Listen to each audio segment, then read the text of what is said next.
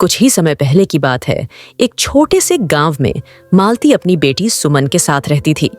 मालती बहुत ही गरीब थी।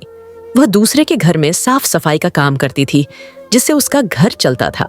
लेकिन अब मालती बहुत ही ज्यादा बूढ़ी हो चुकी थी। उससे अब काम भी नहीं हो पाता था। वही उसकी बेटी सुमन देखने में तब बहुत ही सुंदर और विचारों से उतने ही सुंदर थी। सुमन घर पर ही छोटे बच्चों को पढ़ाकर थोड़े से पैसे बचा लेती थी। और एक दिन मालती साफ सफाई के लिए दूसरों के घर जा रही होती है। तभी उसकी बेटी बोलती है, माँ, मैंने तुमसे कितनी बार कहा है, तुम्हारे शरीर में अब जान नहीं बची है। अब तुम दूसरों के घर पर साफ सफाई करने मत जाया करो। तुमको आराम की जरूरत है। तुम आराम क्यों नहीं करती हो? अरे बेटी, मैं आराम कैसे कर सकती हूँ? तेरी शादी भी तो करनी है। मेरे ऊपर इतने सारे घर के बोझ है। अगर काम छोड़ दूंगी तो घर कैसे चलेगा? और तो और उस करमचंद के पैसे भी तो देने हैं। मुझे हर वक्त डर लगा रहता है, कहीं वह करमचंद अपना कर्ज लेने ना आ जाए, क्योंकि वह बहुत निर्दय और लालची इंसान है। वह सूद के पैसे लेने के लिए किसी हद तक भी गिर सकता है। माँ, तुम इतना परेशान क्यों होती हो? भगवान कोई ना कोई रास्ता जरूर निकालेगा। और मैं भी तो बच्चों को पढ़ाती हूँ। थोड़े थोड़े पैसे इकट्ठे करके हम उस करमचंद को पैसे दे देंगे। मैं आज से और जी जान लगाकर मेहनत करूंगी। माँ, तुम बिल्कुल भी परेशान ना हो, और उस सूदखोर के पैसे बहुत जल्द हम लोग दे देंगे। सुमन की यह सब बात सुनकर मालती की आंखों में आंसू आ जाते हैं और बिना कुछ कहे मालती वहां से अपने काम पर चली जाती है। सुमन भी अपनी माँ की आंखों में आंसू देखकर बहुत परेशान होती है। शाम को जब मालती काम से अपने घर पर आती है तो सुमन उसको खाना निकाल कर देती है। तभी सुमन अपनी माँ से बोलती हैं, माँ, तुम किसी से कर्ज लेकर उस सूद को और करमचंद को पैसे क्यों नहीं दे देती हो? मेरी बेटी, बुरे समय में कोई हमारी मदद नहीं करेगा। हम जिस स्थिति में अभी हैं, हमारी कोई मदद नहीं करेगा। मदद करने के लिए तो बहुत सारे लोग होंगे, लेकिन कोई आगे आकर हमारी मदद नहीं करेगा। फिर अगले दिन जब मालती काम पर गई तो उसे रास्ते में एक व्यक्ति मिला।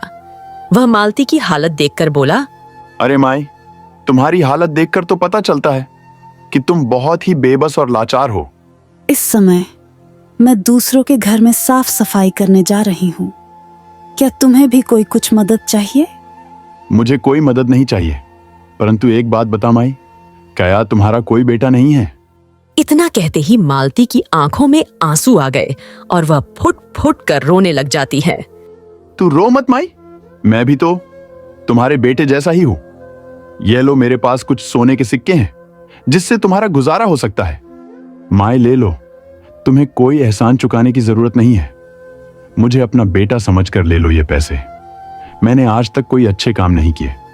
अगर तुम ये पैसे ले लोगी तो शायद मेरा कुछ भला हो जाए और माए तुम्हारा गुजारा भी हो जाएगा। ले लो माए, इनकार मत करो। मालती उस व्यक्ति को दुआ देती है और वहां से अपने घर की ओर निकल जाती है। भूखे पेट रास्ते में चलते चलते उसको चक्कर आने लगते हैं। इसीलिए वह एक पेड़ के नीचे आराम करने के लिए बैठ जाती है। कुछ ही देर में उसे नींद भी आ जाती है और वह वहीं पेड़ के नीचे सो जाती है। तभी एक चोर आता है और मालती के भरे सोने के सिक्के की थैली वहां से चुरा कर ले जाता है।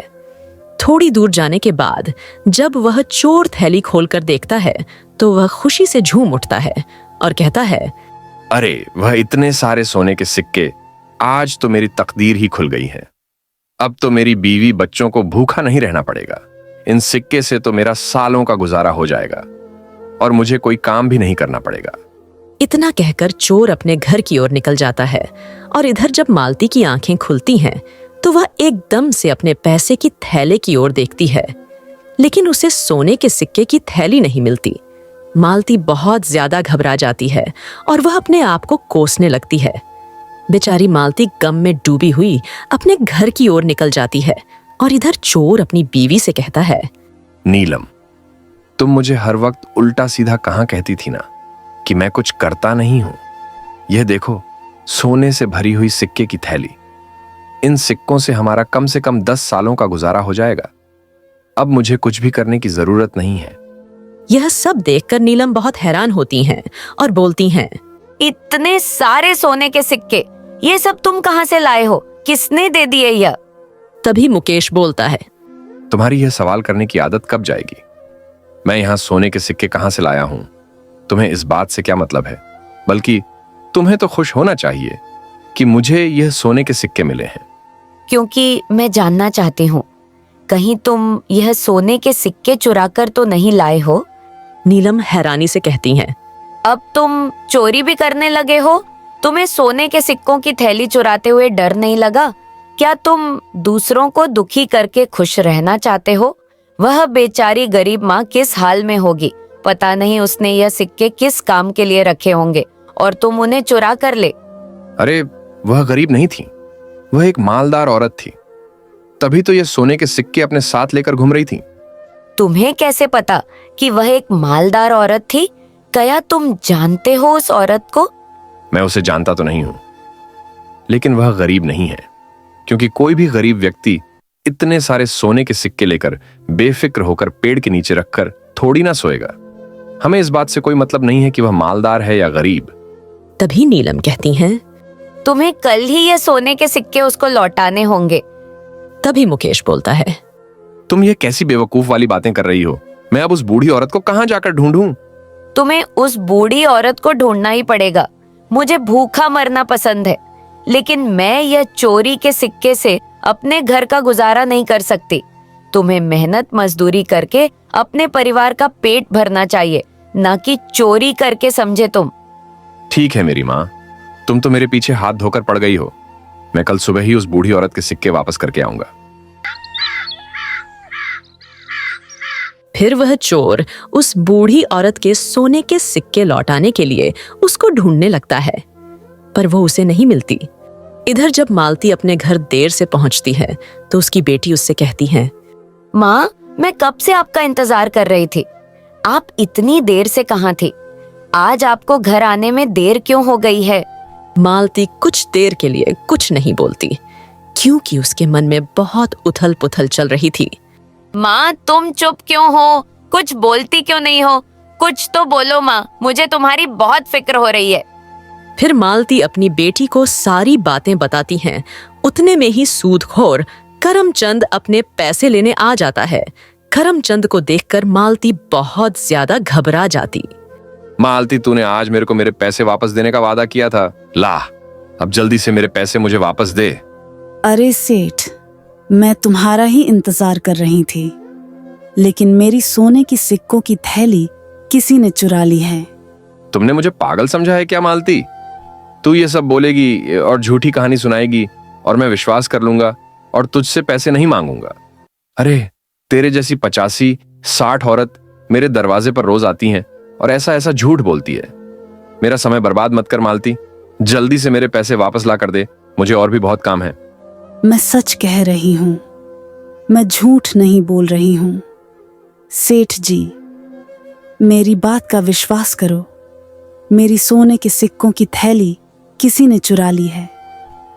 जब मैं एक पेड़ के नीचे आराम कर रही थी, मैं सच कह रही हूँ, भगवान के लिए मेरा विश्वास करो। अच्छा, वह तेरे पास सोने के सिक्कों की थैली कहां से आई थी? जरा मुझे भी तो पता चले। आखिर तुम बुढ़ापे में ऐसा क्या काम करती हो जो सोने के सिक्कों की थैली तुम्हारे पास आ गई है? मालती चुप रहती है और वह सेठ को इस बात का कोई जवाब नहीं देती है। अब चुप क्यों है? बताती क्यों नहीं कि तेरे पास सोने के सिक्के कहां से आए थे? बुढ़ापे में झूठ बोलते हुए तुझे शर्म नहीं आती क्या? लगता है तू मेरे पैसे ऐसे नहीं देगी। तू मेरे साथ राजा के पास चल, अब वहीं तेरा हिसाब करेंगे। फिर करमचंद मालती और उसकी बेटी को राजा के पास ले जाने लगता है। रास्ते में जब गांव वाले करमचंद को देखते हैं तो कहते हैं, अरे देखो, ये सूदखोर करमचंद मालती और उसकी बेटी को राजा के पास ले जा रहा है। सत्यानाश हो, इस करमचंद का बेचारी बूढ़ी औरत को राजा के पास ले जा रहा है। पता नहीं राजा इस बूढ़ी औरत को क्या सजा देंगे। भगवान, इस बेचारी बूढ़ी औरत का भला करें, दुनिया मर रही है और ना जाने इसको मौत कब आएगी। कभी बीमार भी नहीं होता, गरीबों पर जुल्म कर करके हाथी होता जा रहा है। करमचंद राजा के दरबार में पहुंच जाता है और राजा से कहता है, महाराज, 5 साल पहले मालती ने मुझसे कर्ज लिया था और आज ही के दिन इसने कर्ज देने का वादा भी किया था।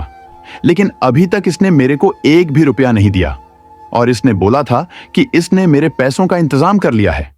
लेकिन ये बोल रही है कि कोई इसके सोने की सिक्कों की थैली चुरा कर ले गया है। पर तुम ऐसे आदमी को कर्ज देते ही क्यों हो जो समय पर चुका ही ना पाए? लेकिन महाराज, ये मेरे सामने आकर रो रही थी और गिड़गिड़ा रही थी, तो मैं क्या करता? फिर मैंने दया खाकर इसको कर्ज दे दिया। वरना जो भी हो, मैं ऐसे लोगों को कभी कर्ज नहीं देता हूं जो समय पर चुका ही ना सके। अब तो मैं भी कर्ज देकर पछता रहा हूं कि मैंने इसे कर्ज क्यों दिया। फिर करमचंद की पूरी बात सुनने के बाद राजा बोले, यहाँ के कानून के अनुसार जो भी व्यक्ति कर्ज नहीं चुका पाता है, उस घर के सारे व्यक्ति कर्ज देने वाले व्यक्ति की गुलामी करते हैं जब तक कि वह अपना कर्ज चुका ना दें। राजा का फैसला सुनाते ही मालती घबरा जाती है। अब उसको यह डर सताने लगा था कि अगर उसने करमचंद को पैसे नहीं दिए तो वह करमचंद उसे और उसकी बेटी को गुलाम बना लेगा और उन दोनों को जिंदगी भर इस करमचंद की गुलामी करनी पड़ेगी। लेकिन इस मालती की उम्र का लिहाज करते हुए मैं इसको 2 दिन का समय देता हूं। अगर यह 2 दिन में अपना कर्ज चुका देती है तो इसकी सजा माफ हो जाएगी। मालती, अगर 2 दिन के अंदर तुमने करमचंद का कर्ज नहीं चुकाया तो तुम्हें और तुम्हारी बेटी को करमचंद की गुलामी करनी पड़ेगी। राजा का फैसला सुनकर करमचंद मालती के साथ उसके घर चला जाता है और मालती से कहता है, मालती, अगर तू मेरे पैसे 5 साल में नहीं दे पाई तो क्या तू 2 दिन में दे देगी? तू एक काम कर, अपनी बेटी की शादी मेरे साथ कर दे। इससे तेरा कर्जा भी माफ हो जाएगा और तेरी बेटी को एक अच्छा घर भी मिल जाएगा। मैं तेरे जैसे कर्ज देने वाले से कभी शादी नहीं करूंगी। तू बेरहम है, लोगों पर जुल्म करता है। भला मैं तुमसे शादी क्यों करूं? तो ठीक है, फिर अगर तेरी माँ ने मेरा पैसा 2 दिन के अंदर नहीं दिया तो तुम दोनों मेरे गुलाम हो जाओगे और मैं तेरी इस बूढ़ी माँ से इतना सख्त काम लूंगा, इसकी रूह कांप उठेगी। अब मैं जा रहा हूं और 2 दिन बाद आऊंगा। यह कहकर वह सूदखोर वहां से चला जाता है। फिर मालती की बेटी मालती से कहती है, माँ, हम 2 दिन के बाद इस करमचंद के पैसे कहाँ से देंगे? अगर हमने इसको कर्ज नहीं दिया तो यह हम लोगों के साथ बहुत ही ज्यादा जुल्म करेगा। माँ, मैं तुम्हारे ऊपर जुल्म होते हुए नहीं देख सकती। इस जालिम ने बहुत से लोगों को परेशान किया है। इसने किसी का घर छीन लिया तो किसी की जमीन छीन ली। माँ, अगर आपकी इजाजत हो तो मैं इस मनहूस करमचंद से शादी कर लेती हूँ, वरना यह तुम्हारे साथ बहुत ही बुरा सलूक करेगा और मैं यह सब देख नहीं पाऊंगी। नहीं बेटी, तुम उस करमचंद से शादी मत करना। अगर हमारे नसीब में करमचंद की गुलामी लिखी है तो हम उसकी गुलामी ही करेंगे, पर मैं तेरी शादी उस करमचंद से नहीं होने दूंगी। लेकिन माँ, वह करमचंद बहुत ही बेरहम है। वह किसी पर दया नहीं करता है। वह तुम्हारी उम्र का लिहाज तक नहीं करता है। उसे किसी से कोई मतलब नहीं है। वो तो बस अपना फायदा देखता है। तुम जरा धीरज रखो बेटी, भगवान कोई ना कोई रास्ता जरूर निकालेगा और इस मुसीबत से हम लोगों को जरूर बचाएगा। तुम बस उस भगवान पर भरोसा रखो। इतना कहकर मालती फिर से अपने काम की ओर निकल जाती है और उसी पेड़ के नीचे जाकर बैठ जाती है जहां से उसके सोने के सिक्के की पोटली चोरी हुई थी। वह देर तक टकटाकी बांध के जमीन की ओर देखती रहती है और न जाने क्या क्या सोच रही होती है। उसको कुछ समझ में नहीं आ रहा था, अब करें तो क्या करें। इतने में ही वह चोर मालती की तलाश करते हुए उसके पास आ जाता है। बूढ़ी मालती को पेड़ के नीचे देखकर वह चोर बहुत ही ज्यादा खुश होता है। फिर वह मालती से कहता है, अरे माई, तुम्हारी हालत देखकर तो पता चलता है कि तुम बहुत बड़ी मुसीबत में हो। तुम अपनी परेशानी मुझे बता सकती हो। मुझे अपना बेटा ही समझो। मुझसे जो हो सकेगा वह मैं करूंगा। बुजुर्ग औरत उस चोर की हालत देखकर बोली, बेटा, तुम पहले अपनी हालत देखो। तुम्हारी हालत भी सही नहीं है। तुम मेरी क्या मदद करोगे?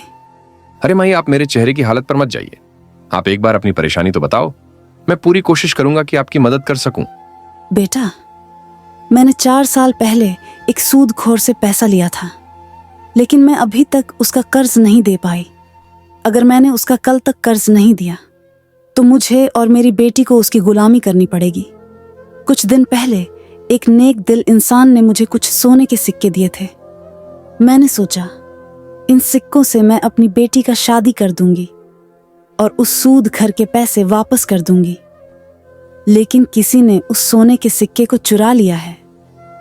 मैं बहुत मुश्किल में हूं बेटा। अब तो बस भगवान ही कुछ चमत्कार कर सकते हैं। चोर सोने के सिक्कों की थैली मालती के सामने रखकर कहता है, क्या ये तो नहीं तुम्हारे सोने के सिक्कों की थैली? अपने सोने के सिक्कों की थैली देखकर मालती खुशी से झूम उठती है और कहती है, तुम्हारे पास यह सोने के सिक्कों की थैली कहां से आई? इसे तो कोई चोर चुरा कर लेकर गया था। तब भी मैं यहीं इस पेड़ के नीचे आराम करते करते सो गई थी। तुम्हारे पास यह सोने के सिक्कों की थैली कहां से आई? दरअसल मैं एक गरीब आदमी हूं। मेरे घर में खाने के लिए कुछ भी नहीं था। मेरे बीवी बच्चे भूखे थे, इसलिए मैं कोई काम की तलाश में निकला था। लेकिन बदकिस्मती से मुझे किसी ने काम नहीं दिया। तभी अचानक मैं इस रास्ते से गुजर रहा था कि आप मुझे पेड़ के नीचे सोते हुए दिखाई दी। मैंने आपके सोने के सिक्कों की थैली चुरा ली, जिससे मेरे घर का गुजारा हो सके, मेरे बीवी बच्चों को भूख न रहना पड़े, बस ये सब सोचकर। लेकिन जब मैं ये सोने के सिक्कों की थैली चुराकर अपने घर पहुंचा तो मेरी पत्नी ने मुझसे कहा कि मुझे भूखा मरना पसंद है, लेकिन चोरी के सिक्कों से अपने घर का गुजारा नहीं कर सकती। इसीलिए मैं आपकी ये सोने के सिक्कों की थैली वापस देने आया हूं। हो सके तो मुझे माफ कर देना माई। मेरी वजह से तुम्हें इतनी तकलीफों का सामना करना पड़ा। कोई बात नहीं बेटा, तुमने मुझे यह सिक्के लौटाकर बहुत अच्छा किया है। यही मेरे बहुत बड़ी बात है बेटा। अब मैं इन सिक्कों से उस सूदखोर के पैसे भी दे दूंगी और अपनी बेटी की शादी भी धूमधाम से कर सकती हूँ। अच्छा ठीक है बेटा, अब मुझे चलना चाहिए। मुझे जल्दी से जल्दी उस सूदखोर कर्मचंद के पैसे देने होंगे। फिर मालती घर आ जाती है और अपनी बेटी को सोने के सिक्के की थैली के बारे में सारी बात बताती है। मालती की बेटी यह सब सुनकर खुश हो जाती है और अपनी माँ से कहती हैं, लेकिन माँ, तुम्हें यह कहाँ पर मिला है? बेटी, जो यह चुरा कर ले गया था वही वापस देकर गया है। उसकी पत्नी बहुत नेक औरत है, भगवान उसकी मदद जरूर करेंगे। देखो बेटी, भगवान ने हम दोनों की सुन ली है। इतने में ही करमचंद वहां आ जाता है और मालती से कहता है, मालती, अब तो 2 दिन तो हो गए हैं। अब तू और तेरी बेटी दोनों मेरी गुलामी करने के लिए तैयार हो जाओ। अभी मौका है मालती, अपनी बेटी की शादी मेरे से कर दो। तेरी बच्ची कुछ जिंदगी सुखी के साथ कटेगी। और तुम्हारा क्या ख्याल है मेरे ख्वाबों की मल्लिका? क्या तुम अपनी बुजुर्ग मां पर जुल्म होता हुआ देखना चाहती हो? अरे करमचंद, खुदा के होते हुए तुम हमारा कुछ भी नहीं बिगाड़ सकते। ये लो सोने के सिक्के, इन्हें बेचकर अपने पैसे ले लेना। और हाँ, क्या कहा था तुमने कि मैं तुमसे शादी कर लूं? बुढ़े कहीं की शक्ल देखी है सापनी? कभी आईने में आया बड़ा मुझसे शादी करने वाला? अभी दफा हो जाओ यहां से। अरे बस सोने के सिक्के। अरे मालती, एक बात तो बता, तेरे पास 2 दिन में सोने के सिक्के कहां से आ गए? कल तक तो तेरे पास 1 भी रुपया नहीं था, और आज कैसे तेरे पास सोने के सिक्के आ गए? तूने जो 4 सालों में नहीं करके दिखाया, वह आज तुमने 2 दिनों में कर दिया। आखिर यह सिक्के आए तो आए कहां से? जरा मुझे भी तो बताओ मालती। तुम्हें इस बात से क्या मतलब है? सिक्के कहां से आए और किसने दिए? तुमको तुम्हारा कर्ज मिल गया। अब तुम यहां से जल्दी से मेरे घर से निकलो। मालती की बात सुनकर करमचंद गुस्से में आग बबूला होता हुआ चला जाता है और फिर बचे हुए सोने के सिक्कों से मालती अपनी बेटी की शादी कर देती है। उसके बाद मालती और उसकी बेटी अपना जीवन खुशी खुशी व्यतीत करने लगते हैं। शादी के बाद मालती की बेटी सुमन अपने ससुराल में खुशहाल जीवन बिताने लगी। सुमन ने अपने ससुराल में भी अपनी माँ के संस्कारों को निभाते हुए सबका दिल जीत लिया था। दोस्तों, आज का सवाल, चोर ने क्या चोरी किया? अगर आप सभी को हमारे चैनल की कहानी अच्छी लगी हो तो हमारे चैनल को सब्सक्राइब करें, लाइक करें और अपना जवाब कमेंट बॉक्स में दें। धन्यवाद।